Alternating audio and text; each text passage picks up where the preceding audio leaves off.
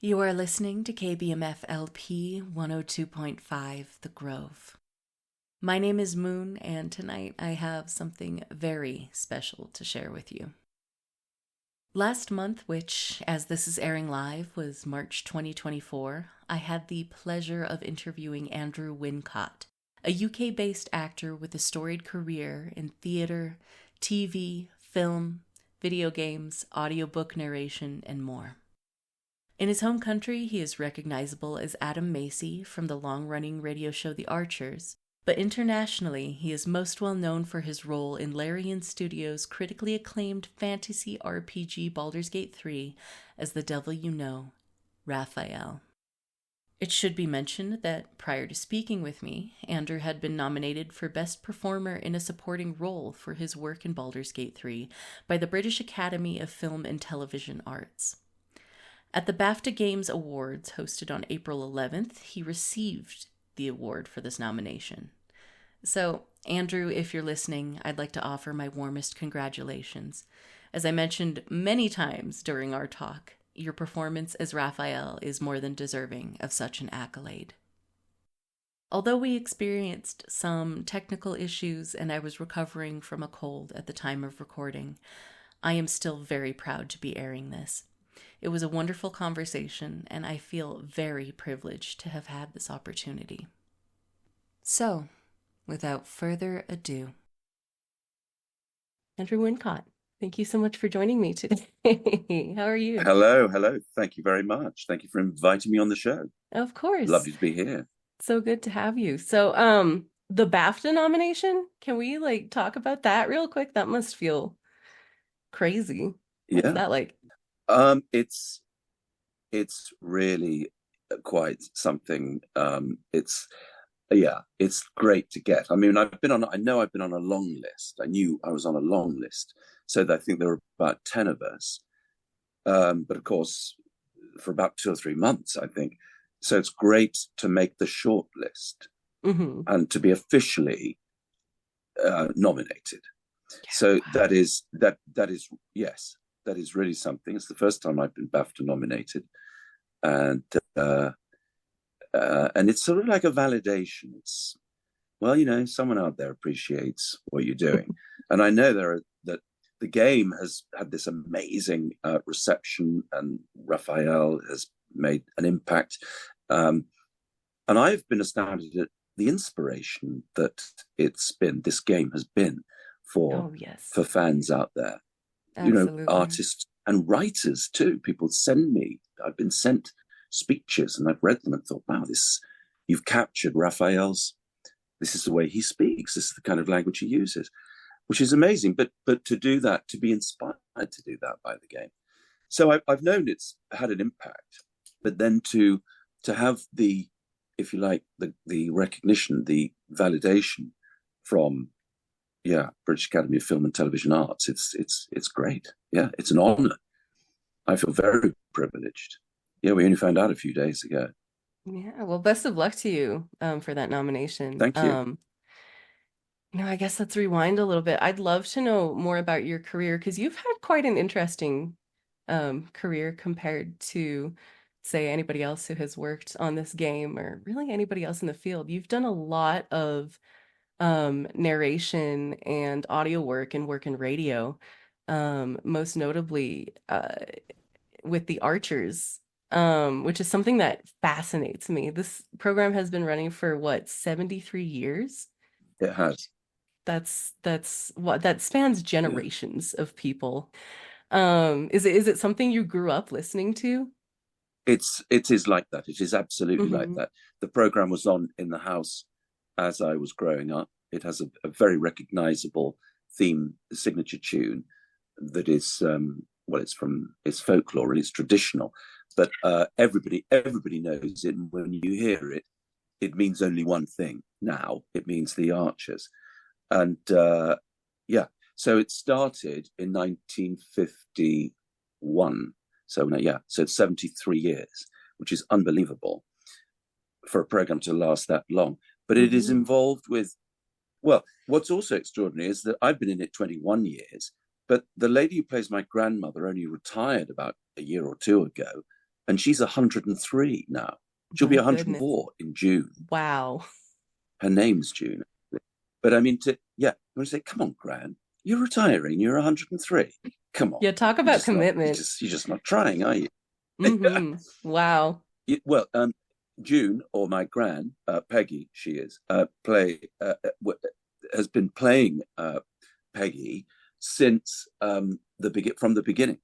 She did have a few years out while she was having kids, but she was really there at the start. That's extraordinary. And for a show to be running that long is unreal. But it's to do with, it's a farming show, so it's set in a community where time, in a sense, moves very slowly, but it moves with the seasons. It revolves in the same way that the seasons revolve. I mean, it was originally designed to bring information about rationing post-war, while rationing was still in place. So bringing information to inform as well as entertain. So it really had that very early, part of the BBC's brief was to do that. And the Archers came along and has been doing it ever since. It's on every day of the week except Saturday. And there's an omnibus on a Sunday where everything gets picked up and repeated in one. So we have a 75-minute show. And some people say, don't phone me during the omnibus. Or other people say, don't phone me at 7:00 every night because I'm listening to the Archers.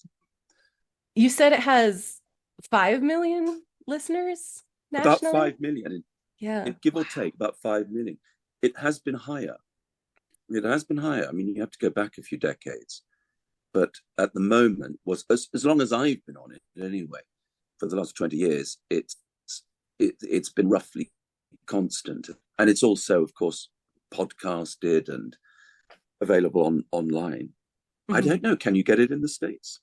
I've looked on the website. I'm not sure the episodes aren't organized in a way where I could figure out like how to get to the beginning. So I'm gonna have to do a little bit more digging. But I did do a little research.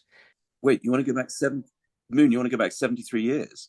Yes, I want to start from the beginning. I don't know if you'd be able to go back right to the beginning. No, I don't think you would. No. Okay.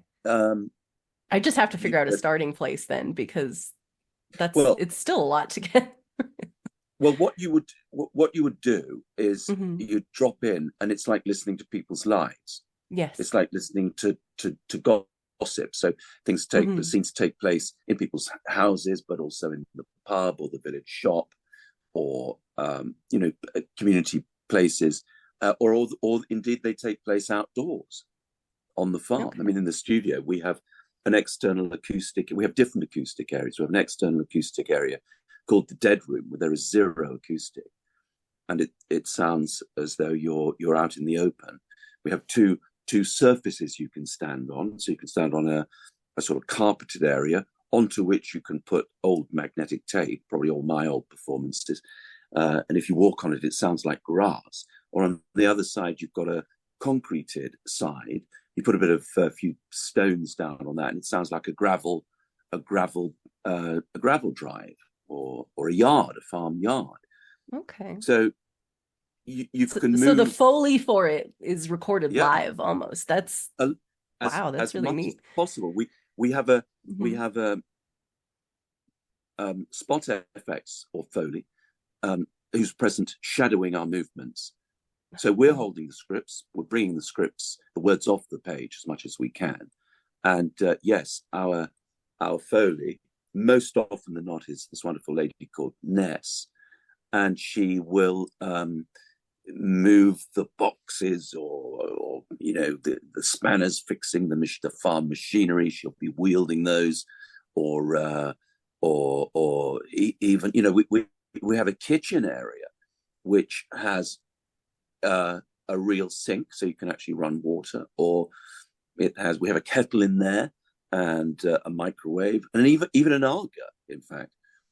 And some days where there is food involved, you'll go into the studio and there's this wonderful smell of toast.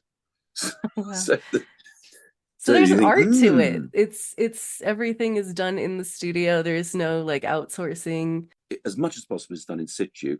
The bigger effects, the effects we can't do anything about, like tractors and cars and bird song and all of those sort of That's all from Grams, from the extensive archive of sound effects, cars arriving, driving off. But as much localized sound we do in situ and in the space. So by the time we finish, we have about 2.25 hours. We do a read through, which will be the first 15 minutes. They'll take a timing on that because everything's got to be neatly edited. Any notes will be made about cuts, whether we're underrunning, overrunning, any adjustments made. And then we go into studio and we work usually in acoustic area sequence. So all the rooms, all the bedroom sequences, if there are any, will take place in that area. And we'll do those scenes, and then we'll move outdoors and do those scenes. When I say bedroom, there is actually a sofa which converts into a bed. The last time I was in studio, the bed was being made ready for a bed scene. So there we go. That's how real it is. It must feel very lived in when you're there recording. Yeah. Immersive. It does feel that. And I always say to people, people say, well, what do you do? Stand around reading the scripts? Well, if you want to put it that way, but no, we don't. I always say radio is an incredibly physical medium. Mm-hmm. It's a mistake to think of it in any other way, because we almost overcompensate. We try to do the movements. Ness will be making the noises, but we will be making the movements. It will affect our voices. If we're sitting, standing, leaning over, trying to tighten the nuts on a wheel or something. Any effort that's involved, you will hear that in the voice. So it's very physical in that sense. So it is immersive, mm-hmm. and it's also immersive in the sense we know each other as a family, so we're immersed in that intimacy, really. So we read through for a quarter of an hour, then we record for about 2 hours, and at the end of that, it'll virtually be ready to go out on air. Decisions will have been made. We'll go for that take. It'll all be put together and then just tightened up. But pretty much it's there. The decisions have been made, mm-hmm. and we have one microphone in each space, so we'll be acting around the microphone. When we had COVID, we were separated. We had individual microphones. When we were in studio, we also had remote recording when we couldn't be in studio. Mm-hmm. But we're now back to working around the microphone, so we can look at each other. But you have to remember, it's the microphone you're relating to. The microphone is your camera, and quite often, although in film you don't look at the camera, often in radio I find myself looking at the radio, mm-hmm. at the microphone. I find myself looking at the microphone. But you have to remember you're talking, so you kind of find your focus, relating to the person next to you, mm-hmm. but remembering that it's as though you're relating to one person, and that one person is the microphone. Right. Can you tell me a little bit about this character that you've been embodying for 21 years, Adam Macy, right? Correct? Yeah. So what's his deal? What's he like? Introduce him to us. Well, Adam is a farmer, and he's got quite principled ideas about non-intensive farming methods. But he was working at the biggest farm, owned and managed by his stepfather, but he had quite a contentious relationship, and he's now moved on to the organic farm run by his aunt and uncle. Okay. But farming aside, he's gay. He's in a long-term relationship with the chef at the local hotel, well, until recently, the Hotel mm-hmm. Grey Gables, and they have a son through a surrogate, and that's Xander, and he's probably, he must be about 4 now, 3 or 4. So difficult we've lost a few years, but yeah, he might even be coming up for 5 now. Okay. Anyway, but Adam's a conflicted character. In the past, he's been led astray. He's very human. Mm-hmm. So I think, although he's principled, where the farm, as far as the farming is concerned, and he's very much in love with his partner and the life they have now, he has strayed in the past. Mm-hmm. That's I what makes tend the to, show interesting, though, right? yeah, Humans acting yeah, like humans, being exactly, yeah, fallible. Mm-hmm. and and if things don't make sense, you go for the contradictions. That doesn't sound like Right. Adam. Well, okay, there are things I do which don't sound like me, but Mm-hmm. it's the contradictions and the complexity that makes the characters interesting. Well, no, and just how they interact with different people, because we're all different. With Mm-hmm. different people, it will change our relationships uh, according to whom we're talking. Of So I mean, I course. think that's important. Yeah, Yeah. unfolds in real time. There's no rush about it. Well, sometimes there's something incredibly dramatic, like a flood. A few years ago, the whole community was flooded. The River Am, the village is called Am Bridge. The River Am flooded and created havoc. So suddenly it became like a horror movie for the space of an entire week as we dealt with it and dealt with the Mm-hmm. implications. But out of that, when the floodwater receded, Adam could see how damaged the soil was at Home Farm, the big farm he was farming, which had about 1,500 acres. And then he realized he needed to do something to put the soil back into what he called put it back into good heart, which I think is a wonderful expression. It's almost Shakespearean. Put the soil back into good heart. So he then embarked on herbal lays to try and put the goodness back into the soil. So it's full of sort of farming stories like that that ground Mm-hmm. the show.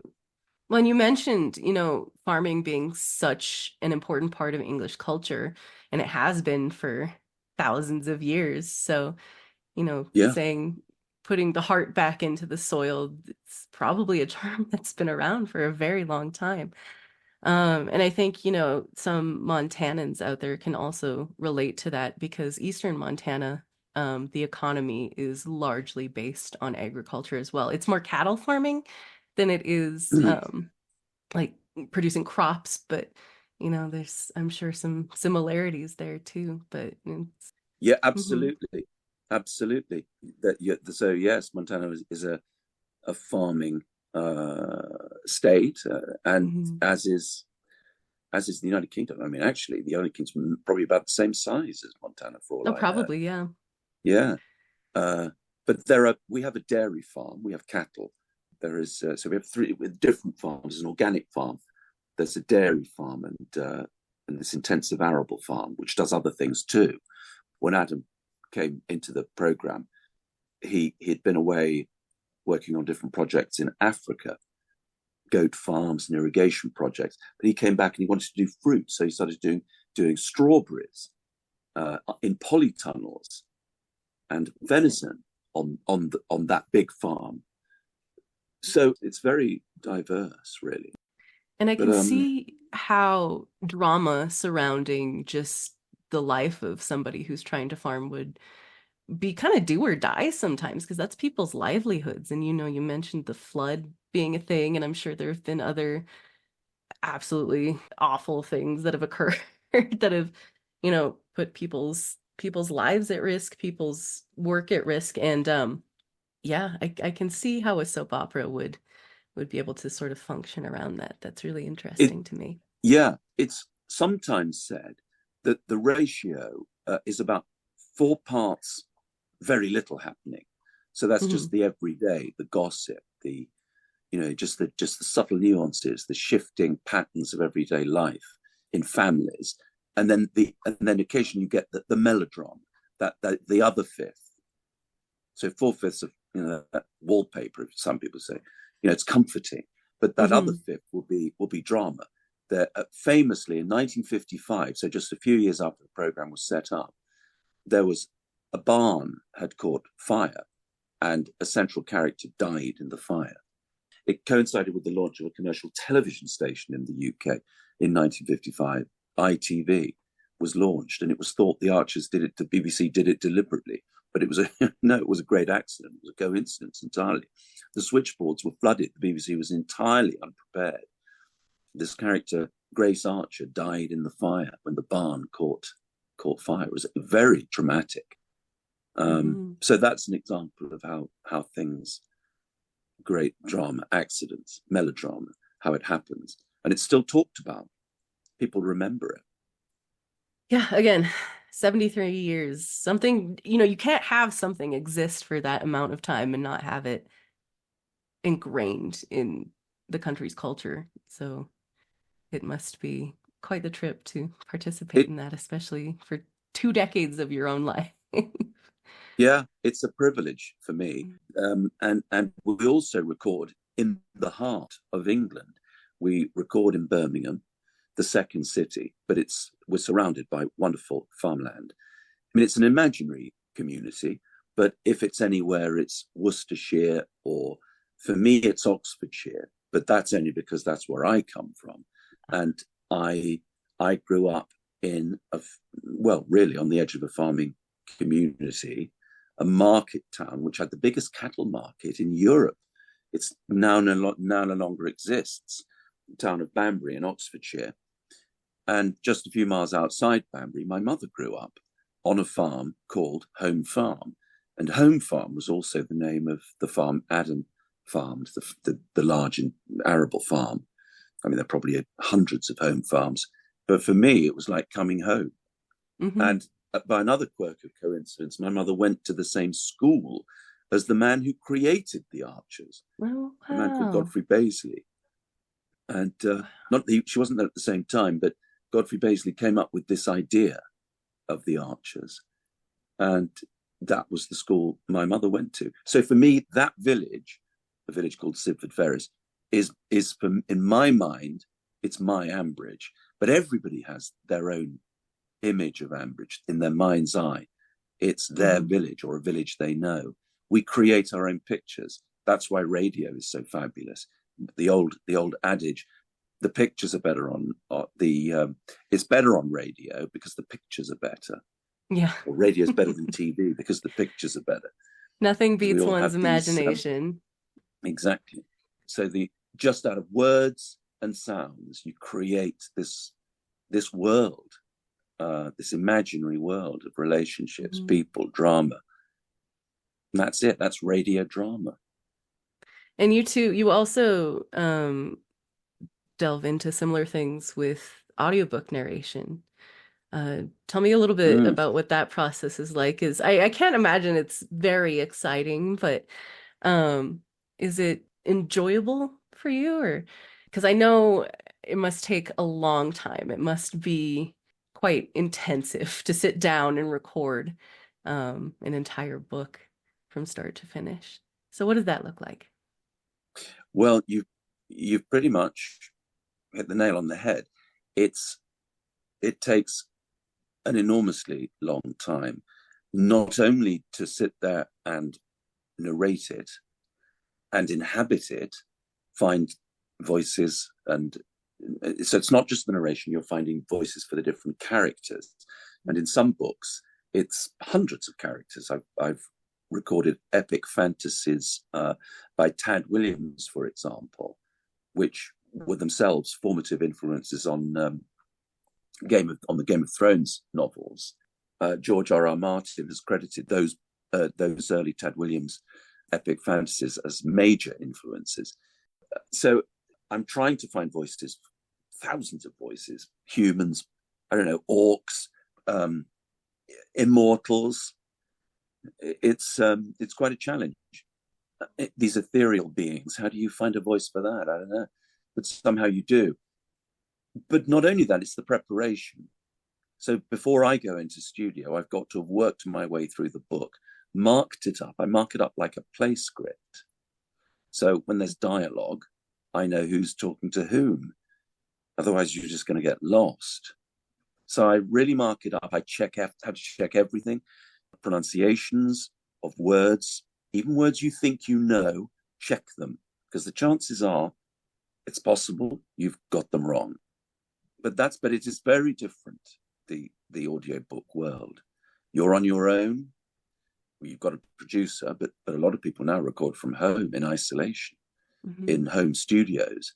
That's really picked up post-COVID, or even during COVID. Really, it started, and so you're on your own, and it's just you. And I try to relate to the producer as much as try to get some feedback, try to make them laugh if possible, try to if I see they're not concentrating on something or paying attention, I'll throw something in, I'll invent something if I know the producer well, and we can have a laugh about it. So I'll start improvising, changing the words. You think, what did you say? You can't say that. I said, no, I just made it up. I saw you were making a phone call, checking your phone. Oh, right.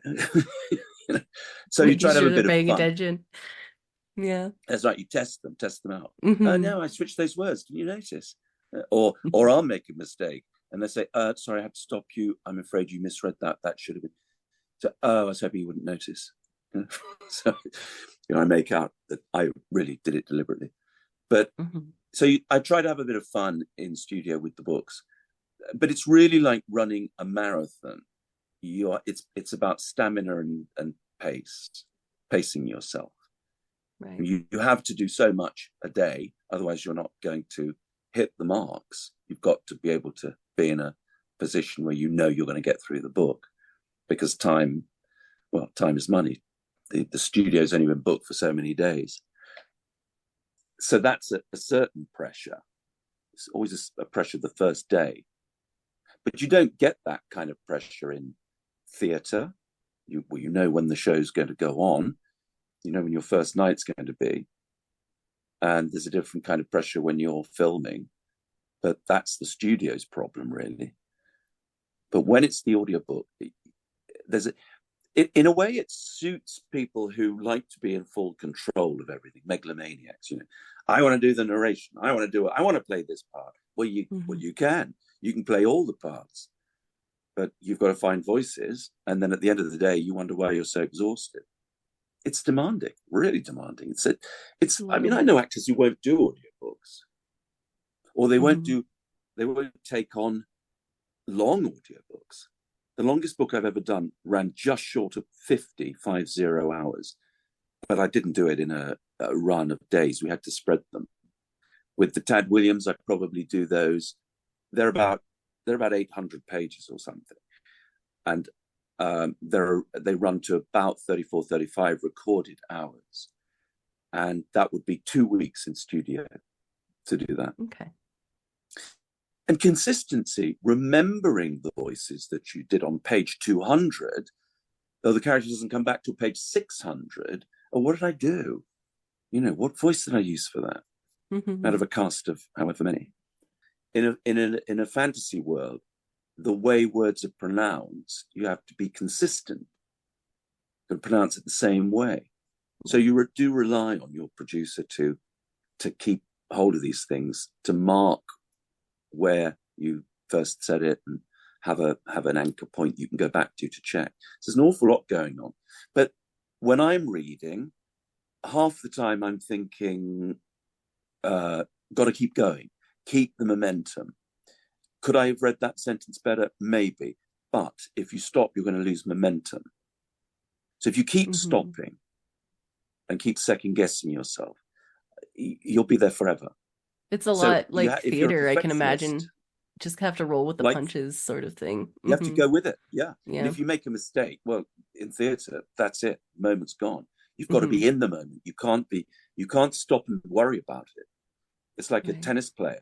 You've got to stay in the moment. Don't think about the shot you just blew, the point you just lost. You've got to focus on right now. Otherwise, you're going to lose the next point. Then you've lost the set, and suddenly you're finished. You're out of the tournament. So momentum's really important. But at the same time, if you really do think you've made a terrible mistake or something you're not sure about, you have to stop or make a mental note when you do stop to go back and check it. So you're sort of doing a self-edit in a way, at the same time as trying to be absolutely in the moment with the character, with the story, and telling the story. See, finally, don't be a perfectionist. Tell a story. Doesn't there's no right way. There are myriad ways of doing this, but be in the moment, be true to the moment, and be consistent. Yes, but tell the story. So you have to try to maintain that. Good advice. Very demanding mood audiobooks. Absolutely, yeah. Hmm. Do you have any favorite titles that you've read for? Well, I've had the great privilege to read Orwell's 1984, Oh, and okay. that was fabulous. And just Hmm. trying to find the right pitch for that, because yeah, and trying to do justice to it, because it's a Hmm. great, well, it's a seminal, iconic book, probably in some ways the most important book of the 20th century.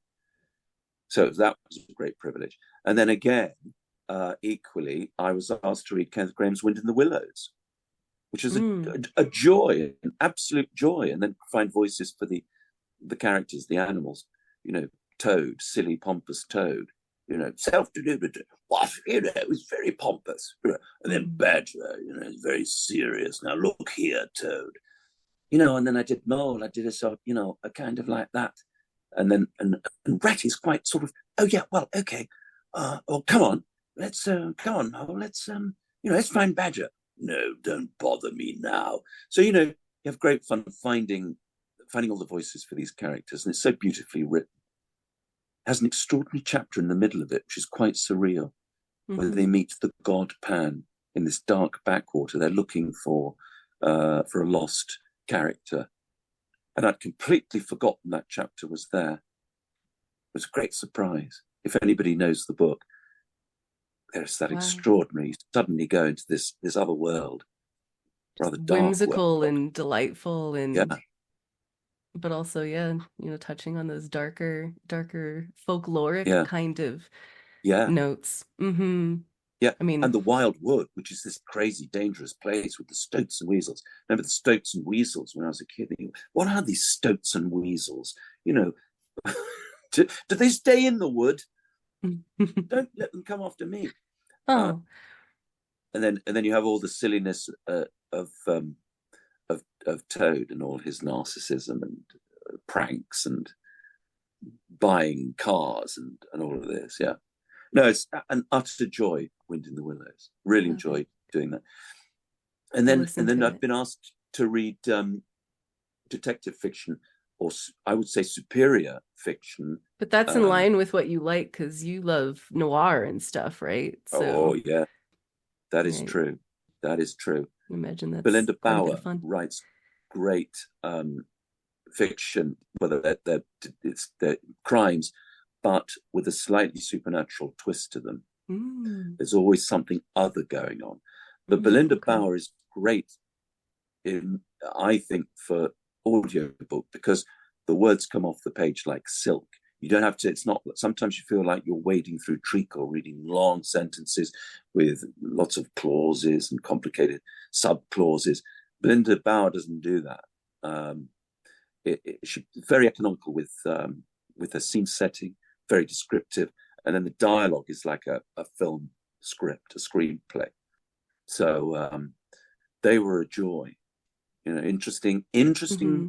stories, That kind interesting of the narration. way you describe, sorry to interrupt you. The way you describe that kind of reminds me of a series that I read when I was younger, Jim Butcher's The Dresden Files, where it's sort of detective-y but supernatural at the same time. So maybe I'll have to take a look at that.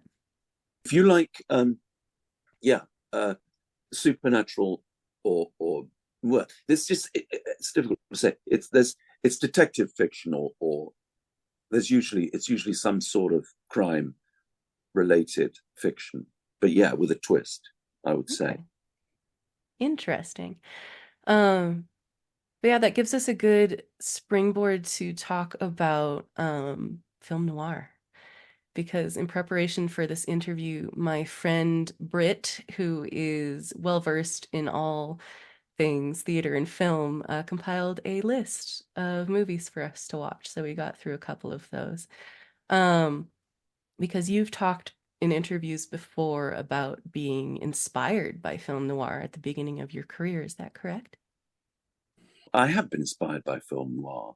Uh, I mean, it's just been a presence with me. I don't know quite how far back it goes, but I can remember there used to be these classic series of classic films that were shown, I don't know, at Christmas or on Friday nights or something.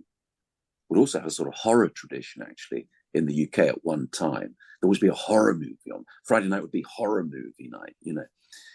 But the film noir, I don't know. Yeah, I suppose films like Double Indemnity, Did Billy watch that. Wilder's Double Hmm. Indemnity, anything by.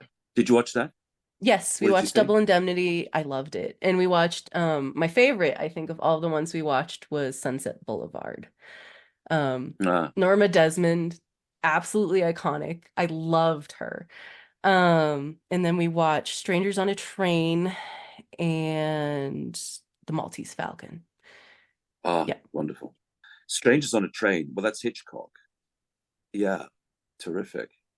I mean, yeah, and the other great Hitchcock, which is not a noir, but the probably I'd have to put in my top five, or maybe even top three, or maybe even my favorite movie is North by Northwest.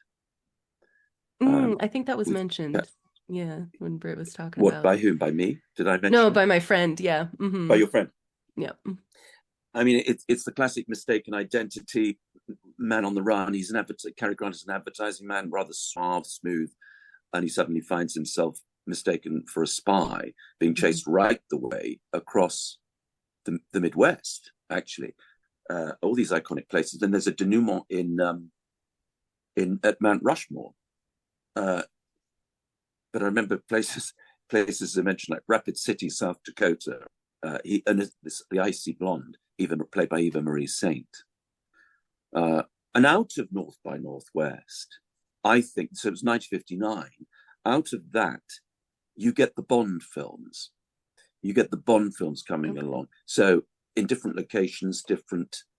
There's a sort of the wit, the Cary Grant quips, the one-liners. Out of that, you And can just the quite see the archetypal Bond suave developing. gentleman sort of Exactly. thing that lives in Yeah. everybody's mind, right? Yeah. In fact, I think Cary Grant was asked to play Bond. Maybe Mhm. wrong about this, but I think he was. Okay. But in any case, North by Northwest is a terrific film with the classic crop duster scene. I mean, when you know the wonderful shots of the crop duster which appears from nowhere, and he approaches a stranger on the side of the road because that's where this meeting is supposed to be taking place. And he wonders if this farmer, this man, is the man he's meant to be meeting, and and the man just stares into the distance where the crop duster just appears right at the back of the shot, and he says, "That plane's dusting crops where there ain't no crops." And then we Hmm. find out why. The bus arrives, he gets on the bus, Cary Grant's left there, and suddenly the crop duster decides to attack him. No, great stuff. Love it. Yeah. But we've got off film noir a bit. But if that were, well, there's a film that Hitchcock made in the UK, 39 Steps, which is Mm. again a man on the run.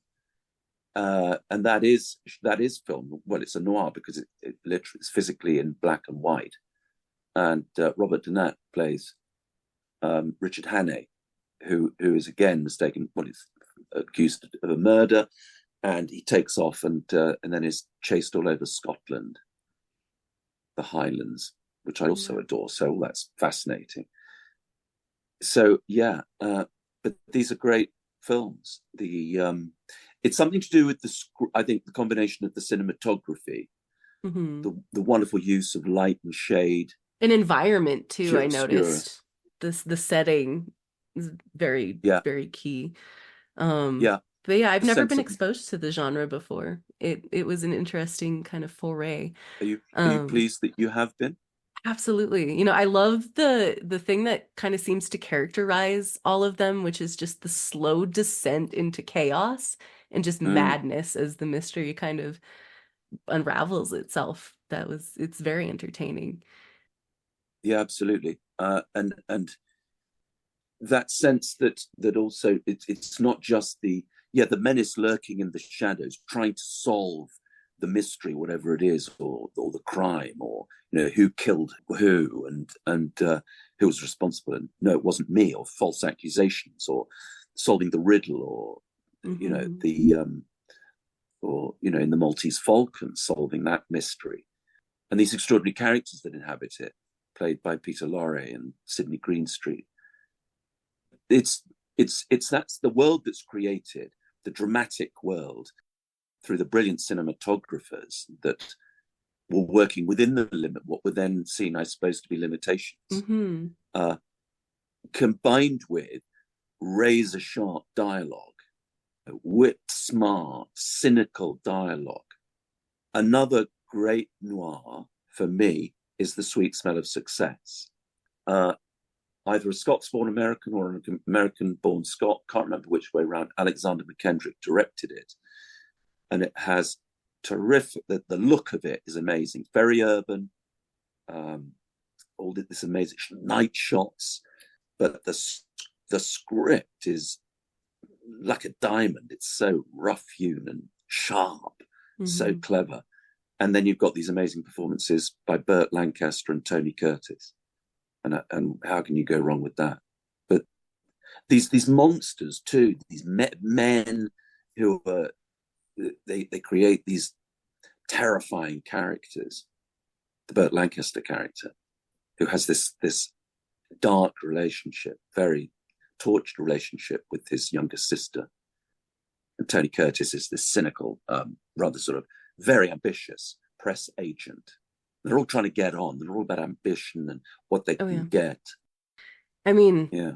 And then I often you've got the music, which creates. yes. Oh, the scoring. Yeah, that was another thing I noticed too, is just Mm, it's unlike anything that still is done today. It's so dramatic yeah. and unique too, I think. It's Yeah. very, very unique One, to each film. one of my favorite film composers is Bernard Herrmann, who collaborated with Hitchcock, many of Hitchcock's films. And he also scored, I think, Citizen Kane. But he scored North by Northwest and a lot of other Hitchcocks. Hmm. Wonderful symphonic. I mean, the music often becomes another Hmm. character in these films.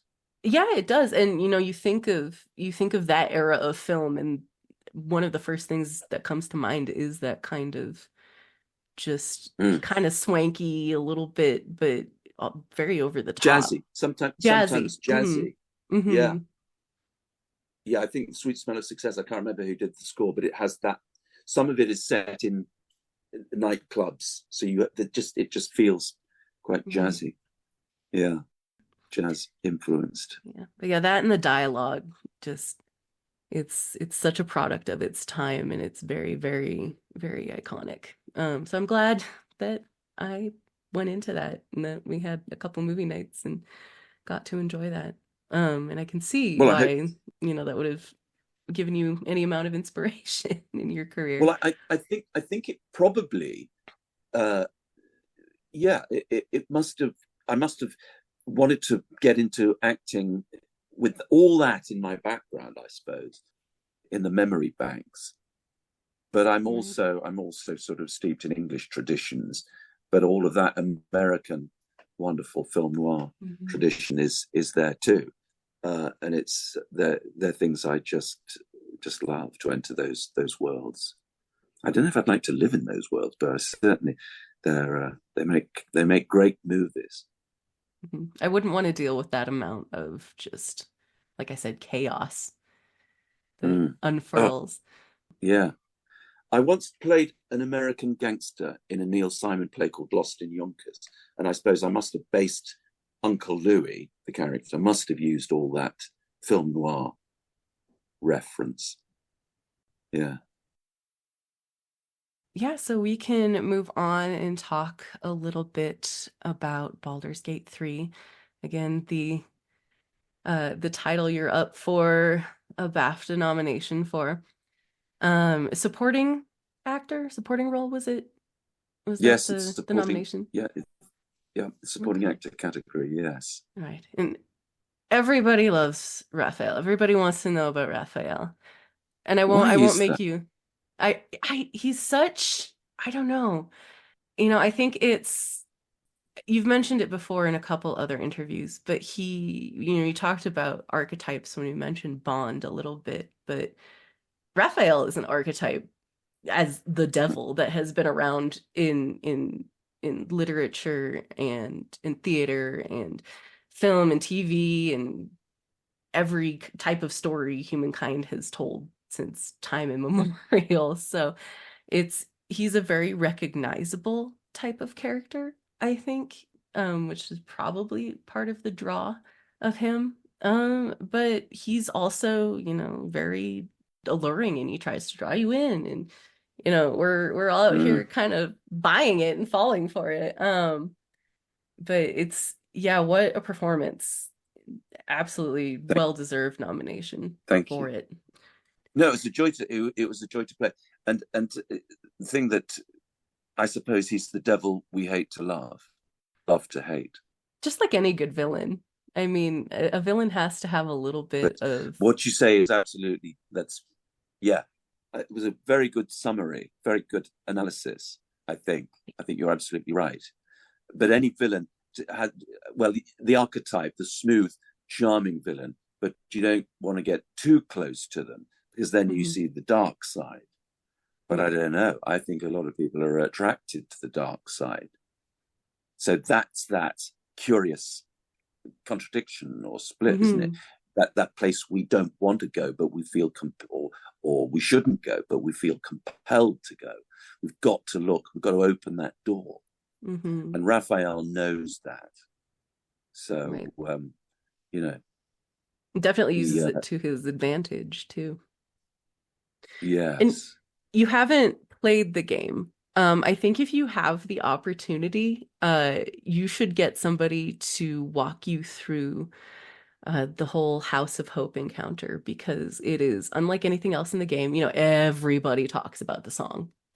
But the fight and the mechanics and all of the details too in the environment, the other characters in the house, just all of it is really, really phenomenal. So if you get the chance to have anybody show that to you, because I can't imagine you have time to play this massive, massive RPG, but I would highly recommend it.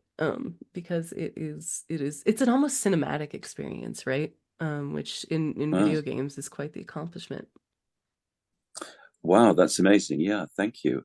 Hmm. Thanks for the tip. Um, I mean, it's interesting to say to say it as to describe it as cinematic because well, there was a cinema. We all kinds of geniuses have worked on the game, cinematics people, and so the look of it, I'm sure, it's very interesting to hear about the complexity. I'm Hmm. hearing a lot about the complexity, the detail, levels of detail, And I and mean, to outside of what is actually told to us in game, Dungeons and Dragons itself has decades of lore behind it, which kind of come into play in relation, even if again it isn't explicitly told to us.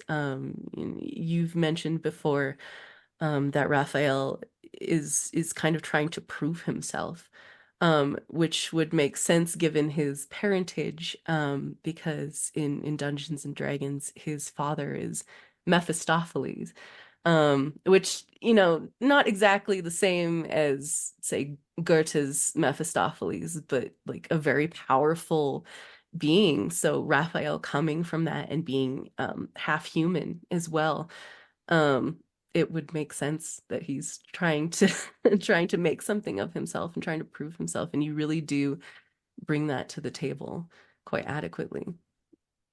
Yeah, these characters Yeah. are always so interesting, aren't they? Where there's Mm-hmm. more than one side. There's a human side, but also this other side, and the Mm-hmm. need to prove, the ambition to prove, and that goes back to, I suppose, my early days in theatre, and these Jacobean revenge tragedies, where there's an anti-hero, and Mm-hmm.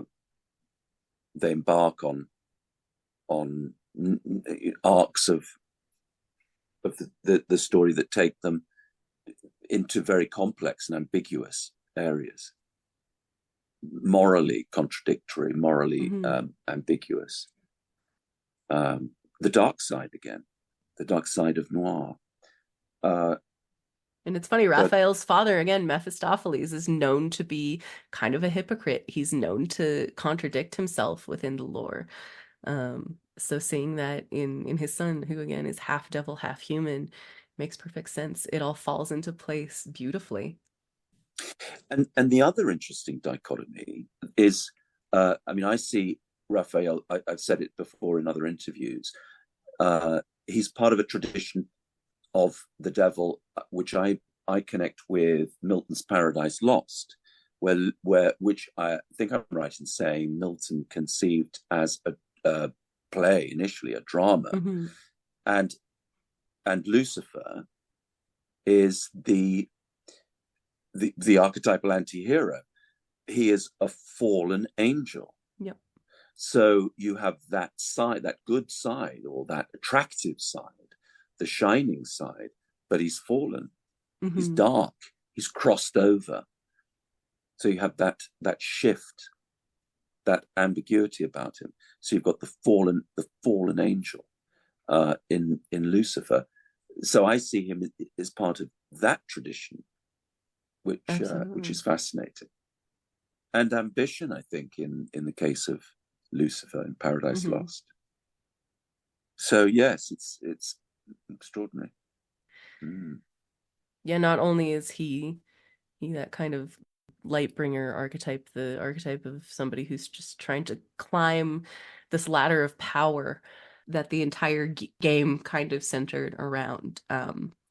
This idea of power and oppression, and who's in control of who controls what, who's where in the pecking order, the food chain of things, essentially. The narrator often will use a line when you have the ability to like influence other people, and she mentions power and authority. um but that's the ethos of the whole game, and like I was saying, Raphael's sort of grab for power in the form of trying to acquire this artifact. The Crown of Karsus is what it's called, but this artifact that will Yeah, allow him to ascend, essentially, because the magic it contains is so powerful. Um, but absolute power corrupts absolutely. and absolute power, and Hmm. and he seduces, for want of another term, the player, and Yeah. Again, another helping him, devil assisting him, type or giving him thing. Yeah, this crown. exactly.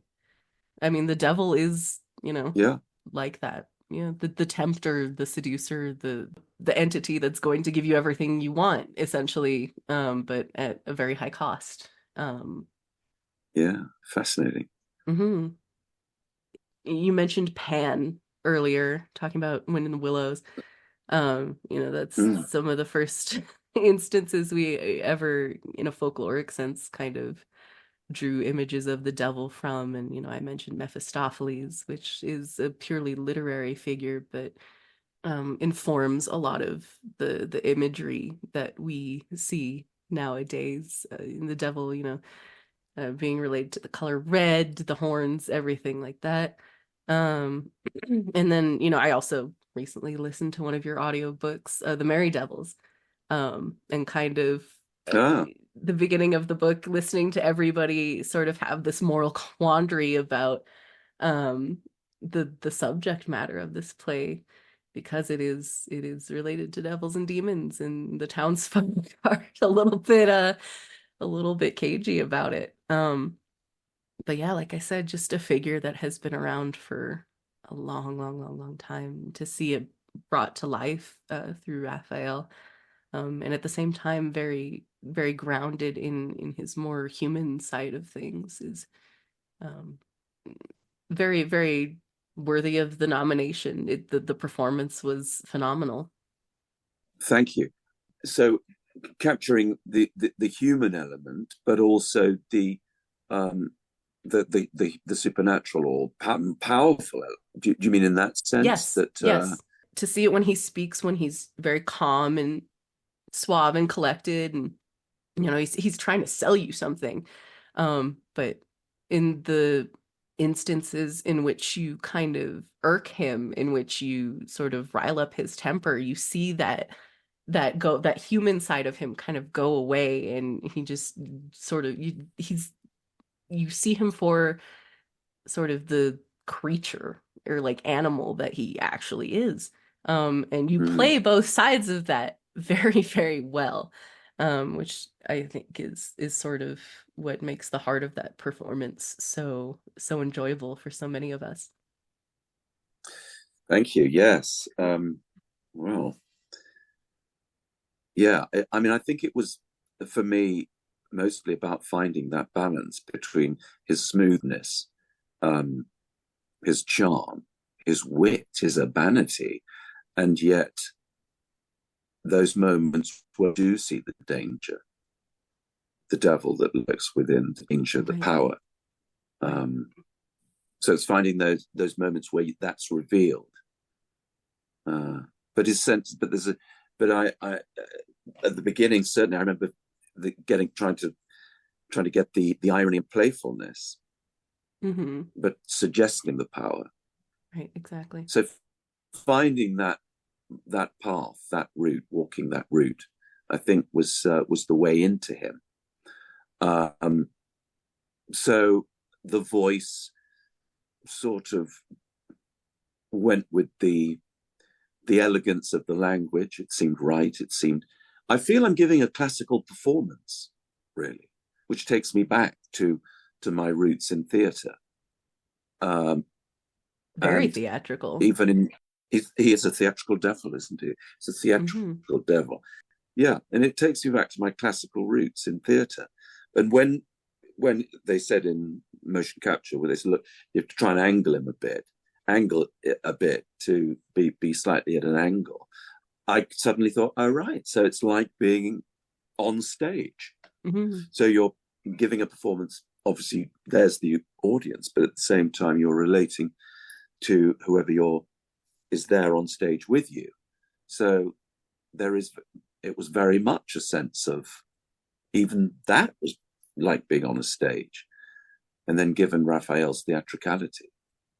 Mm-hmm. Which you dial up even more for the Incubus too, Harlot. You turn that all the way up, and you Yeah, said there's a slightly camp. different Ooh, camp. the Yeah, camp of him. Yeah.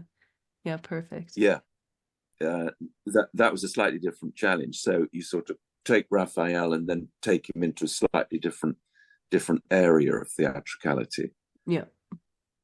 where he's Just sort of lighter and more theatrical, more more just playful. camp, more Yeah. Yeah. playful, Over the top. lighter, Yeah. camper. Yeah, more exaggerated in a way, Mm-hmm. almost as if it'd gone from a 17th century theatrical complex villain into a restoration fop almost, to put it into literary terms. So I was going for, I think, for that, or certainly vocally, trying to find a voice that might work for that. So he was, yeah, I mean, lubricious, I don't know, Mm-hmm. camp, suggestive, Right. and not frightened of being silly. I think I was not. Oh, yeah. You Sense just of humor is there for sure, which I think is something Raphael doesn't have quite as much of. He's a little bit more serious than Harlip he is, takes but I himself mean, quite seriously, doesn't he he? does. Yes. Mm-hmm. His Mm-hmm. self-image is he's very vain, Yes, whereas very I much think so. yeah, Harlip isn't too worried about that. Harlip's more it too, it does kind of um allude to this wavering confidence that Raphael might have in trying to dog the player into doing what he wants them to do. So again, just wonderful performances. I can't say that enough. I know you've been given your flowers about this multiple times, but I don't think it can be said enough. Well, you're very kind. You're very Thank kind. you. I was helped enormously. I think this is what I was saying when we lost the contact, the connection a few minutes ago. I was helped enormously by the script, by the words, The writers, yeah. by the language.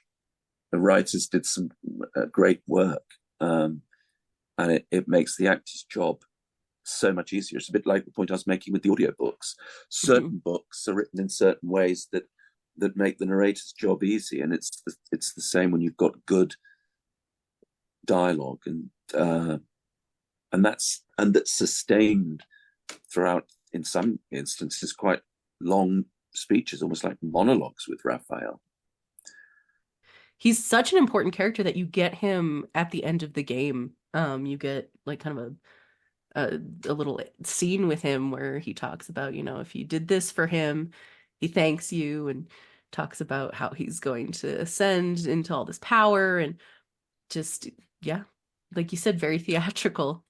Is this the epilogue? In the epilogue? Yes, the epilogue. Yeah. Yeah. The word I've seen some of that. Well, I remember recording some of it. Yeah. Yeah. And you did the mocap for it too, for most of, was it most of it, or did you do all of Raphael's motion capture? Well, when I was in studio, yeah, I was. I don't remember any session where I wasn't physicalizing it, moving it as required. But there may have been other bits where they work on. They have different. The engineers do different things. But certainly, every session I was geared up in the Velcro, and yeah, it was a strange world to walk into. I've told the story before, but I'll tell you again. If you know it, forgive me. But on my very first motion capture session, I didn't really know what was going to happen, but I understood the principles and what was required. So I got into the Velcro gear, the Velcro pajamas, and all the infrared light receptors were placed all over me. I was there was a microphone attached to me. We're all set to go. Tests were made. I hadn't quite perfected the hand movements because in later sessions there was a chip that went onto the back of the hand, so you could actually record the hand movements as well, or the finger, all that those intricate parts of it. Anyway, we're all set to go. Tests done, and the fire alarm at the studio went off at pit stop, and we were all evacuating the building. And there I was on a drizzly, wet Monday morning on Croydon High Street in my glorious Velcro Raphael garb. And the passers-by probably didn't know. I don't know what they thought. Perhaps they didn't think anything. But that was my introduction to motion capture. From high tech, raring to go, plugged in for infra action, surrounded by all these amazing high tech cameras, all ready to go. And then suddenly I'm on the high street in the rain. I think I remember you mentioning very too skull cap. Yeah. Yeah. When you saw yourself on screen, you went, "Oh, I have wings," or "Oh, I have a tail." Yes, because all we see is an avatar, like a Power Ranger. We sort of call him a Power Ranger, and he's pretty fetching. You kind of go, oh, all right, it's worked out a bit, this one. And then I think it was Mike who said, "Well, do you want to see what he look on one of the sessions?" Said, "Do you want to see what he looks like? When he transforms into." I said, yeah, sure. Show me let me see this devil. So yeah, okay. So he sort of tapped into the keyboard, so tap, tap, tap, and gradually, yeah,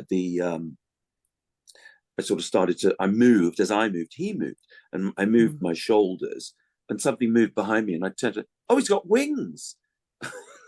And the wings were moving as I was moving my shoulders. So Raphael, the avatar, was moving, moving his wings. And then I turned right round and went, oh, look, he's got a tail. So it was quite fun to see him in that guise, because I had no idea really at that point. Very fun. Just a fetching Power Ranger. Think, what color do you want him? Arctic blue. Make it blue. Yeah, no, what an experience that must have been. Again, everybody, like I said, everybody loves the song. Everybody, you've told the story about recording the song about 8,000 times, so I won't make you do that. But with Borislav saying, yes, we're nearly ready to go on stage now. Yes, come on. Yes. Don't worry about the timing now. Just go for the performance. Yes. Yeah. We love it. Yeah. And we can kind of depart from this topic because I kind of want to ask you, since this is primarily a show where we just broadcast music, and you have mentioned music a couple of times in different interviews. I remember I think it was with Sam B. Flattened, you brought up Pink Floyd at one time. Do you have any kind of relationship with music? Has that also inspired you throughout the years? And maybe not personally in terms of performing, but just sort of what you grew up around, how it may connect to your art in any sort of way. Tell me about that. Music's so powerful, isn't it? It's of all the arts, it can create mood so immediately and emotionally. I think it's in that sense, it's the most emotional of all the arts. I mean, I just, you think, what does that piece of music mean? Well, what do you mean? What does it mean? It's what it is. It's what it sounds like. It's what it says to me. It's what I feel. It's abstract. But at the same time, we all know those songs that when we hear them, we know if they mean something. We know where we were when we heard them. And the soundtrack to my youth was, I suppose, Pink Floyd and Led Zeppelin and iconic David Bowie, Elton John.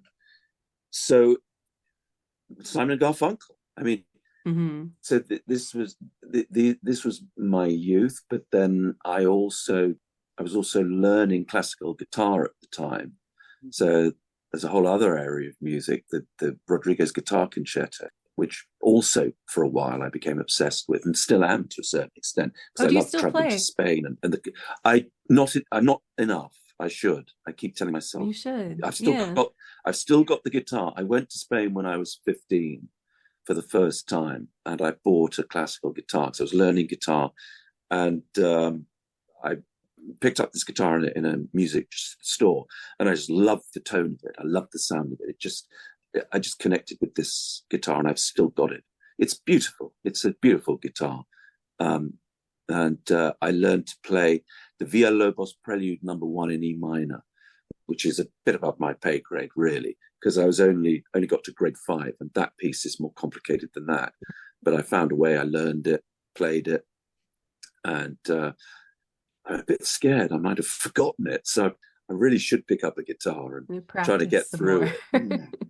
Yeah, every so often I'll pick up the guitar, but yeah, not enough. So that's my musical. That's where, and strangely, my favorite poems are probably 4 quartets by T.S. Eliot, which are based on a musical structure. It is the closest poetry I know. I mean, there is a musicality to poetry, but they are the closest poems I know to music. There is, I don't want to say abstract, but there's an emotional, spiritual, transcendental quality that is hard to pin down to those poems, partly because I think they operate on us like music. Eliot said, great poetry communicates before it is understood. And I think that's exactly true of music. And what he achieves in 4 quartets is something akin to powerful music. He was listening to Beethoven's Opus 132, A minor quartet, And that is what was inspiration for him to write, well, initially Burnt Norton. And they're also located in place. So the four quartets are also four places. They're also very much tied to the elements. East Coker is earth, which is where his ancestors came from. A village, East Coker in Somerset, a village I've been to. And Burnt Norton is a country house in Gloucestershire. The Dry Salvages are rocks off Massachusetts. Because he came from, his family, he was from St. Louis, I think, originally. And then he came to England. The fourth quartet is Little Gidding, which is a place in East Anglia. So it's the east. So it's is it Cambridgeshire, or is it? I think it's. I'm not sure, but it's. I think it is. Let's say it's Cambridgeshire, but I think it might be wrong on that. But I have been there. It was a very small religious community. I think it's still there. These are metaphysical reflections on history and time. They are fascinating. They are extraordinary. I don't know poems like them, so I would urge anyone who's interested in any of what I've just said, go and read them, go and explore them, and listen to the sounds. He talks about these epiphanies, these moments of revelation, of spiritual revelation. He talks about one of those moments of revelation is music that is heard so deeply that it is not heard at all. So something that just goes to somewhere else in us. And the symbolism in these poems are extraordinary too. And the way he evokes the mystics of the past. Little Gidding finishes with Juliana of Norwich. All shall be well, and all manner of things shall be well, when the tongues of flame are enfolded into the crowned knot of fire, and the fire and the rose are one. And fire means a lot of things in the poems. It doesn't mean one thing. Because when he wrote it, 1942, I think it was, and London was under siege, was being bombed, and the fire is also the fire that he was a fire warden. He would take watch on top of buildings in London, and if a fire had broken out, bombing or whatever, incendiary devices, he would report it. But London was aflame. Yeah. All right, but I think that's all from me. I won't keep you any longer. Thank you so much, so much again for joining us today. It's been a wonderful conversation. You are definitely one of the most gracious people I have ever worked towards an interview with. So I very deeply appreciate it. Thank you. It's been a pleasure, Min. Thank you very much. Thank you for inviting me. Absolutely. It's these are interesting times. This game has created quite something, quite a stir, quite an impact. And it's just delightful to be a part of, really, honestly. Right. It's been great. Thank you for your questions. Of course. It's been a pleasure. It has. All right. I will speak to you hopefully again sometime. But until then, this has been a broadcast on KBMF LP 102.5, live from Butte, Montana. Thank you so much for listening.